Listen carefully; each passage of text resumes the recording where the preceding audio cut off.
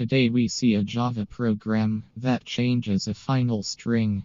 We'll first see the program in action and then see the code. Here's a final string and its hash code. Next we call a method named modify memory. It runs for a few seconds, and once it's done, we see that the string has changed, but its hash code hasn't. We pulled this off by reading the J shell processes memory in RAM, looked for the string's contents, and updating it in memory. There are other solutions too. See the link in the description for two such. While those solutions are particular to the Java platform, this solution is programming ecosystem independent but works only on the GNU/Linux operating system. It won't work on other OSs as is. Here's the method modify memory. It takes no arguments and returns nothing. First we open the process's accessible memory in RAM. Note that we also request write permissions. Next we read this process's mapped memory regions line by line. The comment lines describe its format. Briefly, every row describes a page in memory. The columns are space separated. Column 1 is the page's starting and ending address in hexadecimal. Column 2 the page's permissions. Column 3 file offset and so on. See proxman page for more details. Since every line is space separated, we split it on white space.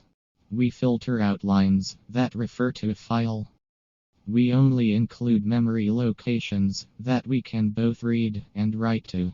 Next we focus on the first field, the memory address field.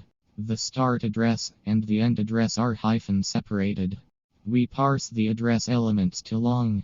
We parse them as hexadecimals. We iterate through the memory page by page. Every page is 4096 bytes long. The variable from is the page's starting address. The first thing we do is move the file pointer to the page's starting byte given by from. We create a byte buffer to hold the memory contents. We read the memory page into the buffer, exiting if we hit end of file. EOF is unlikely. This part needs explaining. We create a string from the page's contents using a special character set class called ASCII or null char set. Briefly, it creates a string that retains only the ASCII characters. Non-ASCII characters are read as the null character or 0. See the gist in the description for details. We search for the original string in each memory page. We use a regular expression to find the string, returning if the page doesn't contain the original string. Once we find the string, we move the file pointer to the string's match position, because we'll be writing the replacement there. We use Chomsky's famous sentence as our replacement string. Let's pause for a few seconds and look at the code.